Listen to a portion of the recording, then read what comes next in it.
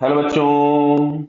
अब देखो यहाँ जो इन्होंने लिख रखा है क्वेश्चन में कि एक स्फेरिकल मास है m, इनिशियल वेलोसिटी u से मूव करता है, दूसरे मास m से इलास्टिकली कोलिजन करता है, जो कि एक एल शेप्ड फ्रेम के साथ फिक्स्ड है, जिसमें एल शेप्ड फ्रेम के दूसरे एंड पर भी एक मास m कनेक्टेड है। क्लियर?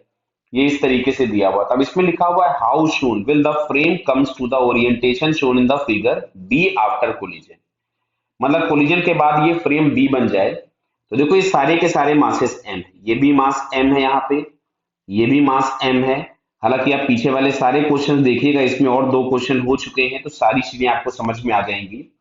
तो कोलिजन के जस्ट बाद क्या था कि ये फ्रेम स्टार्ट कर गया था रोटेशन। जैसे मैं यहाँ पे बना दे रहा हूँ फिर से, ये हम लोगों के पास ये रिजिड फ्रेम था जिसके दोनों एंड्स पर ये बॉल्स कनेक्टेड थे, छोटे छोटे स्फीयर्स कनेक्टेड थे।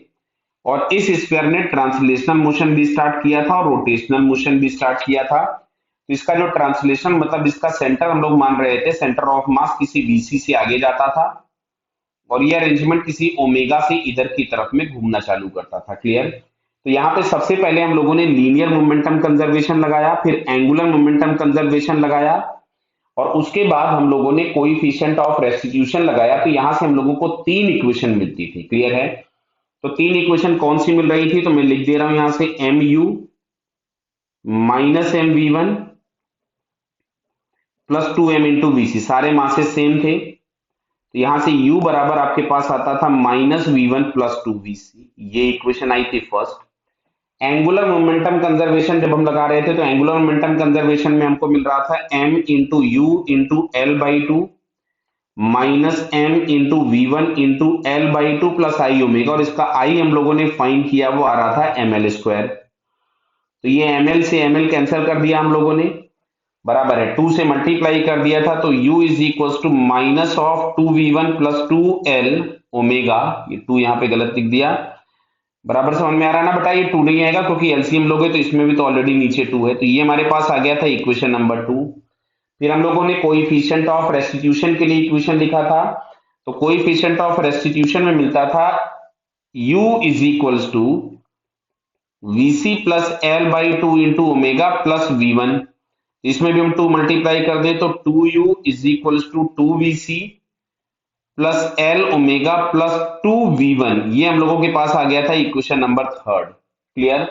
अब अगर हम इन तीनों इक्वेशन को सॉल्व करते थे तो जो पार्टिकल की वेलोसिटी थी ये आती थी u बाई सेवन, और इस रॉड का जो ओमेगा आ रहा था वो ओमेगा हम लोगों के पास आ रहा था 4u अपॉन 7l। इन तीन इक्वेशन को सॉल्व करके ये मिलेगा। आप पीछे क्वेश्चन देखेंगे तो आपको सोल्यूशन भी मिल जाएगा। चलिए वापस आता हूं मैं। अब यहाँ पे बोला हुआ है कि फ्रेम बी में पहुंच जाए, बी बी वाला जो दिया ओरिएंटेशन उस पे पहुंच जाए। तो इस पॉइंट को हम पी लिख लेते हैं, इसको क्यू लिख लेते हैं। अच्छा, थोड़ी देर के बाद हमको क्या दिखेगा कि ये अरेंजमेंट ऐसा हो जाएगा, यानी यहाँ पे पॉइंट पी पहुंच जाएगा और यहाँ पे पॉइंट क्यू पहुंच जाएगा। बराबर है?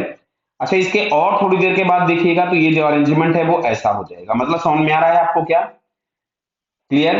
मतलब यहां मैं नीचे बना दे रहा हूं क्योंकि इधर राइट साइड में पता नहीं कट ना जाइए। तो यहाँ नीचे अगर मैं बनाऊं तो अब ये ओरिएंटेशन ऐसा हो जाएगा। मतलब यहाँ कहीं पे आपके पास ये पी आ जाएगा और ये वाला पॉइंट क्यू पहुंच जाएगा, जो कि इस ओरिएंटेशन के जैसा हो गया। तो आपको दिख रहा है क्या कि इसमें जो टोटल एंगुलर डिस्प्लेसमेंट हो रहा है वो पाई का हो रहा है। ये जो पी पॉइंट यहाँ था वो जस्ट इसके अपोजिट यहाँ पहुंच गया, मतलब एंगुलर डिस्प्लेसमेंट जो हुआ है वो पाई का हुआ है। और आपसे क्वेश्चन में पूछा गया find time after which this arrangement occurs. Clear है? तो टी इज इक्वल्स टू, क्या हम लोग यहां से पाई बाई ओमेगा लिखना पसंद करेंगे? तो पाई कितना है, तो एंगल पाई हो गया। ओमेगा कितना था हम लोगों के पास, तो यहां से 4u अपॉन 7l। तो 7 पाई एल अपॉन 4u, अगर हम ऑप्शन चेक करें तो बेटा हम लोगों को ये फोर्थ वाले ऑप्शन में दिख रहा है।